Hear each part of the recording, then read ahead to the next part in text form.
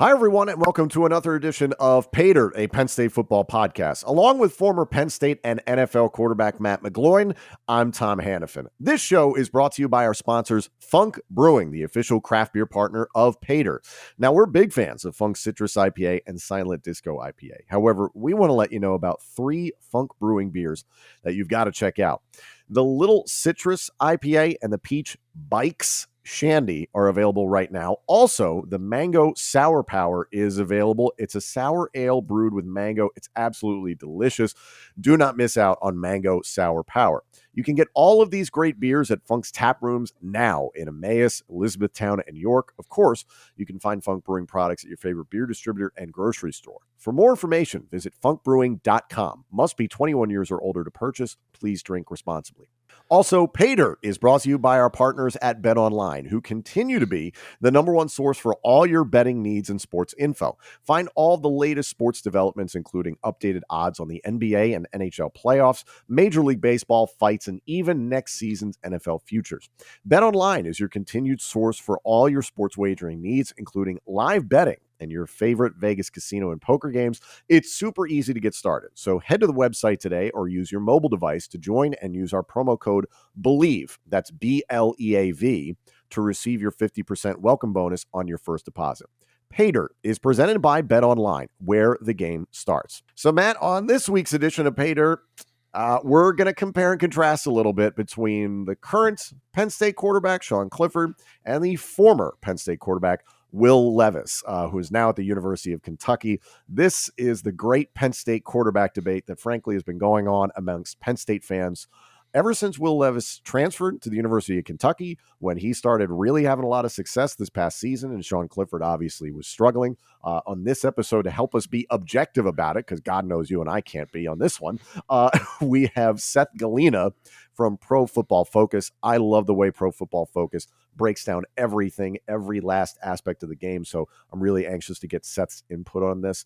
When you look at this as a former quarterback, and you kind of step back in that 1,000-mile view of what we're actually about to dive into, how do you feel about the Levis versus Clifford discussion? It's difficult now, and it's unfortunate for these two players because now their careers are going to be tied together from here on out, right? This whole entire season and potentially, in the future in the NFL or the XFL or the USFL, whatever route they, whatever FL, right, whatever route that they go. It's just tough. Because, I would never have expected a guy like Will Levis to have the success that he had at Kentucky just because of what we saw at Penn State, right? But you have to give him a ton of credit for the way he's worked, the way he committed to the game and committed to playing the quarterback position, Tom, and not just, being the runner that we saw at Penn State, but being able to throw the football downfield at times, when he's had to, being accurate. You watch him, it just... He's very good mechanically. He's got good footwork. He just looks like, he can play the position the right way. And, he still has a lot of room left to develop. Whereas Sean, you've kind of seen the best and worst, of what a quarterback looks like throughout the Big Ten. But, there's something to be said, Tom, about knowing that it's your last year to play at Penn State. Right. Because if you look at my career before my 5th and final year at Penn State, right, it wasn't very good. Right. I was a starter. I was benched. I split time as a quarterback.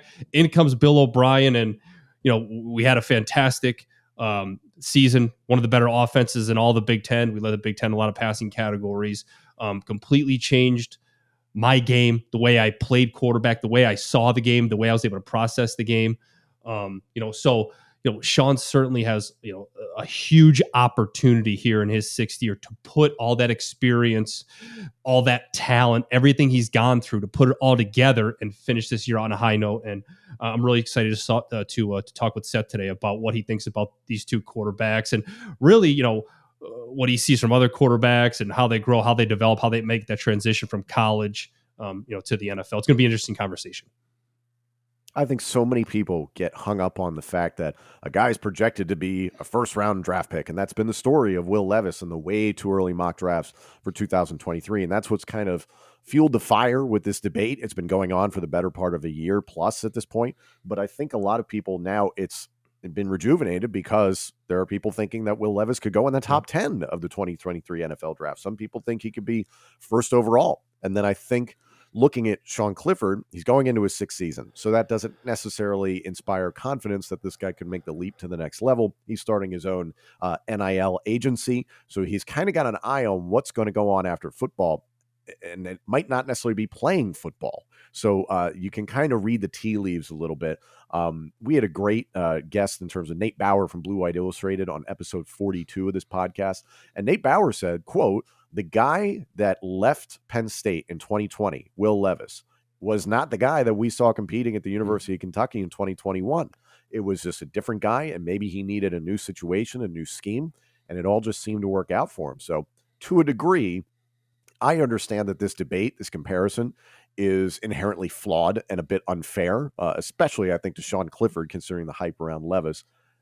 But we're going to do it anyway, because I think Penn State fans are frustrated by this entire situation and hopefully seeing some progress from Sean this year. I don't know. What do you think? Yeah, look, I'm sure people are frustrated over it because, you had what could be a potential first round pick or number one overall on your roster. And let's be honest, you didn't use him the right way, or you didn't see it in him, or you felt like maybe you couldn't develop him the right way into what he was last year and to what he's becoming. And, let's be honest, it's one of the better quarterbacks in America. Yeah. And you and I have talked ad nauseum on this podcast about the James Franklin era, the ability to develop. Mm-hmm. So that is something that's in question. But without further ado, let's get to our exclusive interview here with Seth Galina of Pro Football Focus. Joining us now here on Paydirt from Pro Football Focus, Seth Galina, who I guess we can refer to as the quarterback expert when it comes to things of Pro Football Focus. You're already shaking your head. Would that be an incorrect title for you? I appreciate it. I appreciate that. Sounds very cool. I just, I'm just here trying to learn like everyone else how to play quarterback. Well, luckily we have McGloin on here and he can correct us when we foul up. So for those that don't know, walk us through your journey to getting to Pro Football Focus and what that experience has been like. Yeah. So, I mean, I coached football through my 20s, college football, low-level college football, quarterbacks. Mostly 1 year spent coaching linebackers, and to all those linebackers listening right now, if you are, I'm very sorry. So doing that, and then as a lot of people who coach lower level football understand, you don't get paid a lot when you do that. Mm-hmm. So I just started writing about my two favorite teams, the LSU Tigers and the New Orleans Saints, and then eventually the writing led me to PFF, where I am now. It's been 3 years, I think.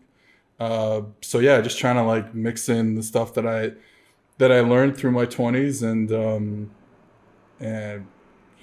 mix it with the quote unquote analytics that we do here, and trying to put some ideas out there into the world. Outstanding. Well, we appreciate you coming on. We have been looking for, I guess you could call it an objective opinion in regards to something that Penn State fans get extraordinarily riled up about. So obviously heading into the 2022 season, Penn State is going to be going with Sean Clifford, it appears, and barring something drastic, as the incumbent starter. He's in his sixth season. There's definitely some wear and tear for the Penn State fan base regarding Sean Clifford in terms of what he is, what his potential is. And then on the flip side, especially this summer, as everybody's kind of doing their way too early mock drafts for 2023, you see the name Will Levis pop up. Will Levis not only being in the top 10, I remember there was a reporter for CBS Sports projecting him to be the number one overall pick potentially. Now, a lot of that can just be for the sake of trying to get clicks. We understand that. But Penn State fans get very, very upset when they see that Will Levis has done so well at the University of Kentucky and Sean Clifford has had his struggles. So just overall, when you look at this picture, which quarterback kind of jumps out to you in terms of, I like this guy better? Yeah, I mean, who do I like better? I do think it's Will Levis. I will say that, like, I don't think there's like this obvious, like, whoa, Franklin made a mistake. Oh my God, he let the wrong quarterback go. Like, are you crazy? You're such a bad coach. Like, that is obviously too far out there. We saw it with Joe Burrow. he leaves Ohio State. It's a packed quarterback room there, and he goes and becomes the greatest college quarterback of all time. Like, it happens. I think quarterback especially, you have one player on the field. You are nervous. Your job is on the line with this player. You don't want to make any major moves, especially when you have someone who has played before, who's started games for you, and is not a bad player by any means. So, like, I understand why someone starts, someone doesn't start, and then someone ends up transferring and has a good first year. So, like, I don't think there's anything to be said about, like, oh, they made the wrong decision. Now, obviously, if in practice, Will is absolutely killing Sean and they still go with Sean, okay, whatever, maybe, but we're not really privy to that, and we'll never know. So with that said, I do think when I watch, Will in his first season starting, obviously he's been around, but in his first season starting compared to Clifford going into, I think that last year would have been his fourth year, or at least third year starting, going into his fourth year this year. There's a difference. Now, do I think Will Levis is the first overall pick? I do not. Is he a first round pick? I think another year of seasoning, probably. But I don't even think I'm there yet with him. So this isn't like this huge difference, especially in terms of what they're trying to ask both quarterbacks to do, two completely different schemes, especially in the drop back passing game. So yeah, do I think Will Levis is like the better quarterback? I do. But again, I don't think there was some horrible coaching mistake done by continuing to have Sean Clifford as a starter at Penn State. I want to dive into some numbers that you can provide us with if you can, but I do want to steer the conversation, Matt, towards you. And to what Seth just said, scheme is so important. And you and I have talked about a lot on this podcast how, especially for Sean Clifford, there's been a lot of changes in terms of the offensive coordinators throughout his entirety of his time at Penn State. And now he's finally got the same offensive coordinator for 2 consecutive seasons. Meanwhile, the system that Will Levis is in at the University of Kentucky is drastically different from Penn State. So does it make it inherently apples to oranges in these comparisons? Because fans obviously don't want to hear that, but you would know best. Yeah, look, for me, like, it's hard when we first saw that hey, Will Levis is a potential number 1 overall draft pick. He could be a potential top 10 pick. It's hard for me to accept that right now because I can't get over I can't get over him only starting for 1 season. Right. And I mean, I think of a guy like Trubisky, who really only played that 1 year at North Carolina where he started 13 games, and Chicago drafts him at 2, and he received a ton of criticism, unfair criticism.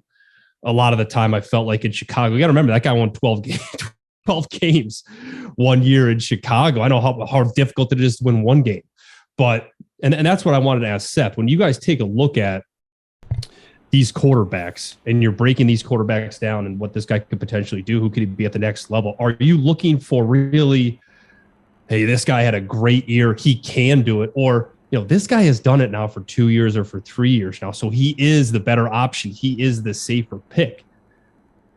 I think it's so hard to figure that out. I think for everyone looking at college to pro projections, like, that is what we are bad at.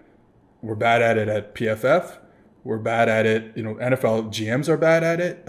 Media people are bad at it. Like, everyone's bad at that. Like, we have no idea how to rate, how to figure out college to pro projection, especially at the position where athletic ability probably means the least, right? We can always go, like, defensive end, it's pretty 1-to-1. If you're an athlete, you're going to continue being an athlete, and that position needs athleticism. So, okay, it works out. Quarterback, obviously, we understand that there's more to it than just athleticism, though we are seeing teams take dice rolls on athletic players and hoping they figure it out later. Yeah. So I think that's tough. I think when you talk about, if you go back to scheme, it's tough to, when we looked at some of the quarterbacks in this past draft class, and we're thinking, how do they project to the NFL when we don't really know what they look like in an NFL scheme, because the offenses are so drastically different than what you would see no matter where you went in the NFL. If I'm thinking about certainly like Malik Willis and Liberty and what Hugh Freeze does there, what what Lane Kiffin does at Ole Miss with Corral, even Phil Longo at North Carolina. So it's like there's so much unknown that I think you're trying to isolate these certain things. You're trying to isolate accuracy. If we're talking about these two guys, I think Will Levis it's just more accurate. So do we think accuracy kind of projects forward? Probably. So that's a tick in the one direction. And we're talking about arm strength. Again, look, we're going to end up going through this list, and Levis will probably check most boxes more than Clifford. We understand that. There's a reason we're having this discussion, because this has happened, because Will Levis had a very good first season. But yeah, it's tough to figure out this type of thing. And, one of the things that I think a lot of people have talked about, and I kind of just brought it up, was this idea of, hey, playing quarterback is really hard in the NFL. And especially early on in your career, and Matt, you can correct me if I'm wrong here, but especially early on in your career, you're going to be wrong from pre-snap to post-snap. Like they're going to get you a lot. Yeah. And it's like, you better have some sort of thing, some trait, some elite plan. Trait that you can need a fall plan. back on. You need a plan every play. You have to have a plan. You have to understand situations. What am I doing here? What am I doing here? If you get me, do I know enough to where it'd be like, you got me, check it down, find somebody quick, throw it away, take a sack, whatever, anything like that. But you have to have plans. And going back to the Levis Clifford comparison there, Levis can play from under center, Clifford can't. Right. That's a big negative for me moving forward. You got to be able to play under center in the National Football League. Look, and I think you're right, Seth, with what you're saying. I think a lot of people get confused about what it takes to actually play the quarterback position. Right. We see recruits and college quarterbacks with strong arms and they're 6'4", 230. Hey, he's got to be a good quarterback. Or did you see that throw? He could throw it sidearm like Patrick Mahomes. And it's like, okay, like I played with Patrick in Kansas City. Right. The arm talent that he has is God-given. But he's one of the smartest quarterbacks that I've ever been around. Like, why is the mental aspect of playing quarterback? It's not addressed enough. Like it's almost like these physical traits this guy has is more important than what he can do mentally. Can he process the information? You can either process it or you can't, and that's what separates the quarterbacks that last in the league to the guys that show up and can throw it and can run around and create plays. It's the ability to understand the game almost as if you're a coach, right? We talk so much about last point here. We talk so much about physical characteristics. You mentioned a little bit. It's decision-making, it's timing, it's accuracy, it's consistency, and it's trust, right? Those are the 5 most important things when it comes to playing the quarterback position. Nowhere in there does it say, he's got to be able to throw the ball 80 yards downfield on one knee, or he's got to roll left and launch it as far as he could to the end zone. Like that stuff to me, that is some of like the lower parts of what you look at when wanting a quarterback to play for you, wanting a quarterback to be part of your team. I think those traits give you a higher floor. So again, like, Josh Allen's a great example. Like Josh Allen's able to stick around in the league because he has this unbelievable arm. He's an unbelievable runner. And then eventually he figures it out, going into his third year. And then he's just this player that we've almost never seen before. And I think the thing you talk about with Mahomes is like, and I understand this, like the highlight reel stuff is crazy. He's throwing sidearm, he's throwing no look, he's throwing over the top, whatever. To me, he's a savant. Like it's crazy the way I've never seen a guy. We always talk about, you move players with your eyes and pump fake. Like no one really does that. You're moving players through your progression, and you're trying to get to the right thing, to the right player. He does that. Like he is like, I'm going to throw this route, so I know I have to look here first and then throw back here. I know I need to move the safety, so I'm going to step my drop back and I'm going to look here for the safety and I'm going to come back to the backside. Like he's a savant, and I know people would talk about that nearly enough when it comes to if we're just talking about Mahomes. But like I said, I do think the elite traits, whether it's accuracy, Burrow is a good example. Like he can come into the league and be good as a rookie because he has an elite trait, which is his accuracy. Other guys can come into the league and have and be great right away. Because Herbert can come in the league and be great right away because he has an elite trait, which is the arm strength. Now, both those guys happen to be like incredible processors too. But like at least they can fall back on something. Like you said, if you don't have a plan when you're 22 years old or 23 years old in the NFL, because I never done it. I can't do it in flag football sometimes. So I can't imagine having to do it at the NFL level, right? So like it's tough.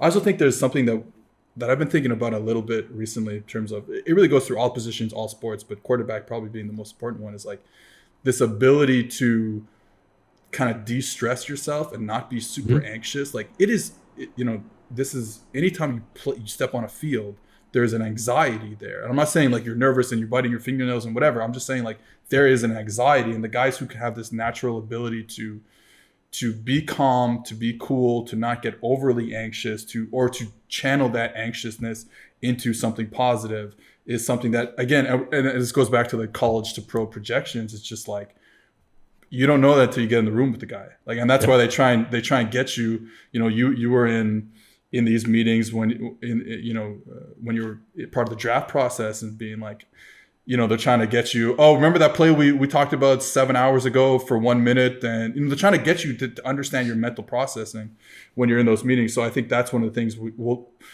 tough if you're not in those rooms to figure out. Again, it goes back to the projection thing, which is just, it's hard to figure out. And there's guys who we love as processors, and we think, I look at guys and I watch them in college and I'm like, oh, he's going from 1 to 2 to 3, and he's really good, and he's getting the ball on time, and his footwork, and then you go to the NFL and they can't play. And it's like, it's really hard to get this projection thing down pat.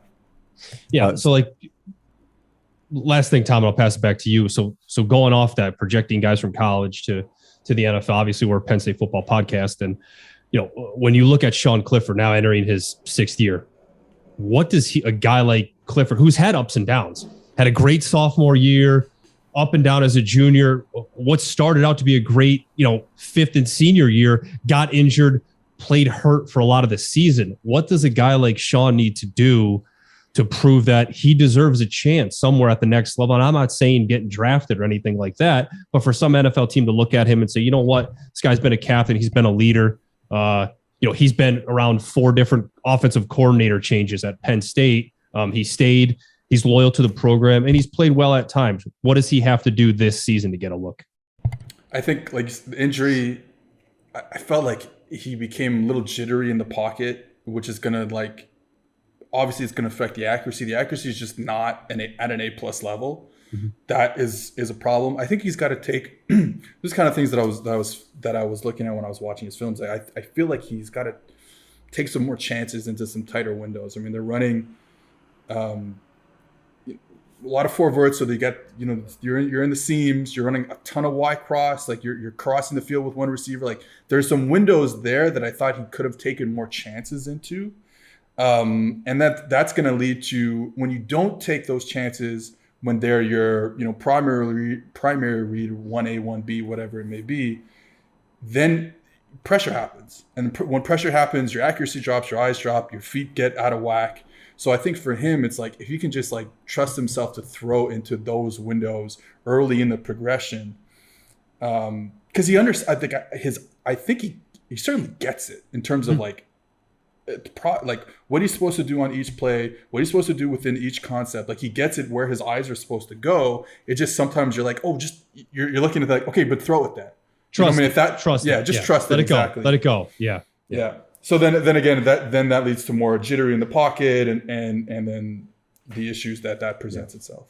And then the bane of every Penn State fan's existence outside of quarterback is the performance of the offensive line. So you have that issue to compound that. Let's focus on Levis if we can. In your time watching the tape, going through his numbers, what specifically does Kentucky ask Will Levis to do? What is he good at, and what is he not so great at?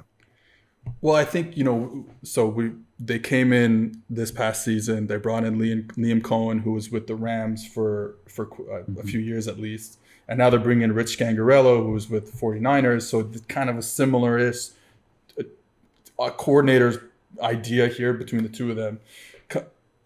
And it's funny because, I thought early in the season they tried to do a lot of that Ram style drop back passing game, which is a lot of stuff over the middle, a lot of your 10-yard dig routes, a lot of your speed digs, whatever you want to call them, these whip routes, in, out, whatever, backside digs, all that stuff. And I think the Florida game really scared them off. And they were like, ooh, the Florida game was bad. It was very, very bad. And I think it scared them off, and they said, okay, let's calm down a bit. Like we don't need to like have all these routes that come over the middle of the field. And they kind of went away from that. You saw a lot more play action just to get like a quick open receiver. They ran this little fake toss play, and then they would try and hit the seam. A lot less stuff over the middle of the field, trying to work away, which I think is generally good for a college quarterback. I don't think you necessarily want, like Joe Burrow did it at LSU in 2019. That's great. But like most quarterbacks, you're trying to like work the sidelines, right? And that's kind of Penn State's offense is set up like that. Super spread, let's get as wide as possible. Let's run vertical routes. Let's run that wide cross route, whatever. So I think they said, okay, let's chill for a bit. Let's not go too Rams drop back. Let's hit those play action concepts, the deep overs, the post and the over, all that stuff, and get him some cleaner looks that way. Like you said, under center stuff, you're going to get a harder play action when you go under center. You can run that deep over route. So I think they did a good job of like creating it, and then his confidence started to get better. And then you saw like even the week after at the LSU game was really good. Obviously, the Georgia game is whatever. Like, what are you going to do against Georgia's defense? But like then it really started to get better. And then I thought the Iowa game was pretty good. Again, cooked up some good looks for him. I thought the coordinator was really good early in that game. But you could see that his thing is his mechanics are so freaking clean. Yes. And like it is the culmination. I wrote this in the PFF preview magazine, but it's like really the culmination of like the new style, quote unquote, of quarterback coaching, which is like creating torque from a standstill, and not having this like immense weight transfer that we thought. Like I coached it back in the day when I was being coached as a quarterback. That's what happened. You got to follow through. You got to do all that stuff. And we're realizing that like we can create torque and create power by kind of, we don't have to get into the details here, but like from a standstill, which you see Levis is, it's uncanny. It's unbelievable. I mean, it's really like there might not be a better like mechanically gifted quarterback in college football right now. So he's able to get the ball out. And I think that's why they thought they could run this all Ram stuff, because he's able to get the ball out so quickly with power over the middle of the field. Like I said, didn't quite work out, but as the season moved on, he was lights out. And you just see, look, at the end of the day, like we all have our biases. I look at a guy throw the ball like that, and I can't believe it. I'm like, that's it. That's the guy. That's it. Like that's what I'm trying to coach my quarterbacks to do. That's what I'm trying to coach myself to do in flag football. Like that's the guy. So like I get why people are super excited about him, because the ball just comes out of his hands so fast. I don't think the accuracy is quite at an A plus level yet. I think it can come because of how good he is mechanically. It'll come there. It's just like the amount of power he can get. There's a throw against Florida. I thought the Florida game was bad, but there's one throw against Florida. He throws a hitch to the field side outside wide receiver, like a 6-yard hitch or whatever, with a free rusher in his face. And the way he's able to get the ball out clean and get it to the sideline is unlike most quarterbacks in college football right now. So he has all that going for him. Like I said, was it great? Were his eyes in the right place early on in the season? No, like it did get better. And I think you're projecting for another year in a similar system, another year with, at the same school, you're projecting that it'll look a lot better next year. One of the things I've always seen and heard about SEC quarterbacks, and this is decades old, is it's one read and take off. It's a lot of guys who've got a powerful arm. They can move, but they don't necessarily process things that well. It doesn't sound like that's Will Levis's game, and that he's a little bit more heady than that, but he does have the ability to take off and run. What did you see? Yeah, no. Well, the running thing is like very underrated. He's such a tough runner. I mean, he gets yards. He'll put his shoulder down. I think the one read thing it's just impossible for them to be a one read in that offense. It's not what they do. You could always change it, but like it's just not possible given the concepts that they're running. Again, coming from the Rams, coming from McVay, like that drop back passing game is just not possible to do it like that. There have been times where you do have that. Look at Tennessee. I mean, Tennessee, man, I can't hype.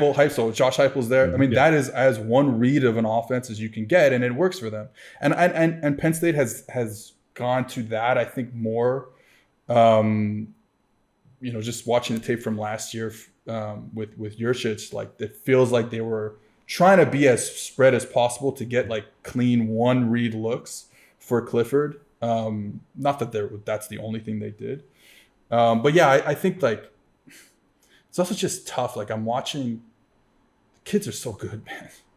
The guys, they're so good now. Is that a conference to conference thing at all, in your opinion? No, maybe, but I think like the overall talent coming from the high school level is so much. They're just playing in these systems from such a young age. Mm-hmm. The air raid revolution has kind of come and gone. So it's like, no, all these guys are just doing is throwing. They're in 7-on-7. They're doing this all the time. They're just throwing concept. They're not just throwing, 1, 2, 3, I throw the fade. But not that it's a bad thing, but it's like there's just so much more to everything they're doing that you would, if you have a quarterback who you don't feel comfortable with, yeah, you can go in the super spread offense like Heupel runs, like a lot of these guys run, the Brile stuff, for example. But like, man, I watched Bryce Young in Alabama. And they NFL guy there, Bill O'Brien comes in and they're running NFL stuff, man. And he's getting through a progression. And I see the same thing with Levis. I don't think it was as good as like Bryce Young, for example. But so I think everything is kind of changing. If you're a mid-level team like Tennessee, sadly, you kind of don't have a choice but to kind of run this. What I call like the new triple option, which is that Brile system. Keep it simple. We get one high, we throw it outside. We get two high, we run the football. But I think the top teams, you look at Ohio State and how vertical they get, like over the middle of the field, and it's like the kids are too good now. Like you might as well, like if you have these 5-star kids, like might as well. Now it doesn't mean they're going to be unbelievable processors like we talked about, who knows, but the arm talent is so sick and they've been in these systems that are similar enough that it can work out. So I don't know if it's a conference to conference thing, but there just happens to be a lot of good teams in the SEC, so they run a lot of good real-ish offenses. Before we go any further, we want to let you know that all of us involved in the Paydirt podcast are proud supporters of Thon, also known as the Penn State Dance Marathon. Thon is a year-long effort dedicated to raising funds and awareness for its sole beneficiary, 4 Diamonds at Penn State Health Children's Hospital. Thon is the largest student-run philanthropy in the world, committed to enhancing the lives of children and families impacted by childhood cancer. 4 Diamonds picks up where insurance leaves off to relieve financial stress and provide emotional support so that no family ever has to see a medical bill. Since 1973, Thon has raised well over $200 million in the fight against childhood cancer and counting. To learn more about Thon's year-long efforts or to donate, visit thon.org. That's thon.org. It's all for the kids. Make a difference in the life of a child today. And on another personal note, we want to take this opportunity to put a spotlight on mental health with an initiative called Tag Me In. Tag Me In is simply asking for people to tag in on the conversation and help strip away the stigma around mental health. Whether you're looking to lend support, you want to talk, you want to share, maybe you need some help. We invite you to join in on the conversation. We encourage you to make a video if you'd like, post it on your social media channels, and use hashtag #TagMeIn and hashtag #TagMeInUnited. At the very least, we want to hear from you. You are not alone. Tag Me In. Visit tagmeinunited.com to learn more. I'd like to get both your takes on this, Matt. I'll start with you. One thing you and I always come back to is that under James Franklin, and I understand the coordinator aspect of it, but under James Franklin, I guess, bigger bodied quarterbacks haven't exactly panned out. You look at what Christian Hackenberg was supposed to be and ultimately was. And then you had Tommy Stevens come through the door. You then had Will Levis come through the door. Now Drew Aller is on campus, and there's some questions about how long it's going to take him to live up to the hype of being a 5-star. You and I, Matt, have seen over a number of years the builds of guys like Trace McSorley and now Sean Clifford. Look at Christian Veilleux. Look at Bo Pribula, those guys who are in camp right now. Is this just a fundamental evaluation flaw, perhaps on the part of James Franklin's scouting team? I think you're trying to make somebody fit a certain mold, right? As a quarterback, this is what you should be. This is the quarterback you should be. How often has it been talked about already?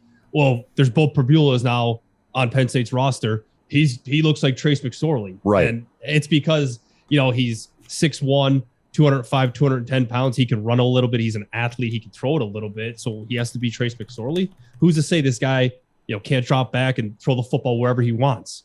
Look at Josh. We talked about Josh Allen. Who's to say Drew Aller can't turn in, to a player similar like that, who can create plays and who can run a little bit. We talked about this with Rhett Lewis last week, Tom, when it comes to a guy like Will Levis. If he stayed at Penn State, I'm thinking they were just going to mold him into that third and short back, that goal line back where it's like, hey, man, you're 6'4", 235. Go get us 3 yards, and you're going to be a rushing touchdown type player for us. You're going to continue to play behind. Stevens did a lot of that. Levis was on his way to doing that. Exactly. And Levis, the footwork is fantastic. One of the quicker releases I've seen. And Seth, you're right. When you watch him, it's just like, all right, this dude's got it a little bit. And it's shocking because of how fast it has happened. Because if you before the season, when he left Penn State, if you told me this kid was going to do what he did last year, I would have said you're crazy. No way. And so this brings me to my next question for you, Seth. And I had the chance to call Maryland spring game a few weeks back. I talked to Mike Loxley before the game, and I love it. And I think if you're going quarterbacks here, I think Taulia is one of the best quarterbacks in the Big Ten. He has a chance to become one of the best quarterbacks in America. I agree, but 100%. I think maybe we'll save that discussion for a Big Ten quarterback type podcast here. But he's a fantastic player. He's so underrated. We were talking a little bit about the draft with Loxley, and he said you create value for yourself by playing at a school like Maryland. And I thought to myself, I'm like, that is so true, because as a player, you never look at it that way. At least I didn't, right? You look at the way you play. You look at the way your performance. You look at Penn State, you think of linebackers and running backs, offensive linemen. But when you look at Penn State now, or you look at a Kentucky, you look at an Alabama, obviously, it's like, all right, we're looking at the quarterbacks here. Do NFL teams look at certain spots and assume a player is good or can be good or has potential just because of the school that he went to, or because, well, this guy worked with Liam Cohen now a year ago, they bring Rich in from the 49ers, so we know he's getting coaching the right way. He's played well, so this could be an easy draft for us because we're not going to have to teach as much as we would if we bring in a guy like Sean Clifford, who is playing for Mike Yurcich, who's been a longtime college coach, or Kirk Shiraka, and so forth. Well, the first thing I want to say, just because the quarterback coach that Will Levis works with, his name is Rob Williams, and I have to give a shout out because he's a fellow Canadian. So I gotta give a shout out, because clearly they've worked together and done wonders there. Yeah, I think it's funny because I look at Ohio State, and I've just finished watching CJ Stroud, and I'm like, you could do a lot of stuff there because of what the surrounding talent is. I'm not saying he's good or bad. We're not having that discussion yet. I'm just saying he got 8 seconds. He got 8 seconds to throw the football. Half of his pass attempts. My thing with Ohio State's offense, and good on them. This has nothing to do with it. Again, being good or bad, but you can't press them on the outside. No one pressed them. Actually, and we looked at the numbers after the Michigan last year. One of the reasons that Michigan was able to kind of slow them down, even they scored a lot of points. Obviously, they lost the game, but was they pressed them on the outside. Every team is so afraid of pressing. They always have great receivers on the outside. And the quarterbacks with such a strong arm, you say, oh, you want to play off at 8 and bailing on the snap, we'll throw a 12-yard speed out to the field because we have these freaking ballers playing quarterback. So again, anyways, that's a little off topic. But yeah, but it's part of it. It's it's harder to evaluate those guys when they play with studs all around the field. And Taulia is a great example of someone you can evaluate because you're like, all right, well, the offensive line is no good. they're down in every game, especially all the big games they played last year. They were down by 21 points before the game even started. So you're like, okay, well, I can see the process here in bad situations, and he's still able to work through it. And obviously, like he's surrounded by people who know the game very well. They're A, Mike Loxley, B, obviously having his brother there too. So like, but you can see it more clear. And again, the same with Kentucky. You can kind of see it a little more clear when they're not playing with the 5 stars all over the field. I think Maryland wins 8 games, Tom. I have a hard time disagreeing with that, honestly. And I think the Big Ten is going to be very, very competitive this year. I'm really curious to see where Michigan is, because they had a lot of, I'll call it turmoil within their coaching staff. I think Jim Harbaugh's will he, won't he with the Vikings kind of messed with things a little bit. So I'm very curious to see how that plays out. Seth, we have a couple minutes left here. So I know the round at which one is drafted largely just doesn't matter. And my co-host can attest to that. He was a walk-on and he was undrafted, and he did just fine by himself at Penn State and in the National Football League. So just because a first round, go ahead. I have to look up Matt's numbers here. Oh yes. Oh yes. I didn't even ask for this. We don't have to. I don't want to. Don't want to put anyone on the spot here. But 3-game stretch, 2013, Texans, Titans, Cowboys, weeks 11, 12, 13. 75.1 passing grade, 74.7 passing grade, 78.4 passing grade. That's all in the green. Okay, that's not in the red. It's not in the yellow. It's in the green. We should have won. We won the Houston game. We should have won the other 2 games as well. But yeah, look, I had great coaching, right? John D. Filippo was my quarterback coach. Greg Olson was my offensive coordinator. 2 of the better coaches I've ever been around. But it's crazy. The NFL is crazy. Draft or not, I barely got any reps. Seth through mini camp, and OTAs, and like even in training camp, you don't get a ton. And the next thing you know, you're starting. So like, look, you got to prepare. You have to be ready, because the NFL is crazy. So to that point, Seth, do you expect Sean Clifford to be drafted or at least signed by an NFL team once the draft comes and goes next year? Obviously, this is a pretty big year for him. I think at this point, it's late round. It's probably UDFA. Being that, if you're gonna get drafted highly, you probably come out of school already at this point. Like that's just kind of how it works. Like I'm just, you know what I mean? Like you want better for him, but like that's kind of how it works. Obviously, if he has a great year this year, that changes everything. But I think right now, let's say he had come out, so he doesn't play again another snap. I think it's late round UDFA. And as a Canadian, are you hoping that Christian Veilleux sees the field this year for Penn State in 2022? Wait a minute now. Because it's not just Christian Veilleux, who I believe is from Ottawa, which is near me. Okay. My guy is Malik Meiga. Oh, awesome.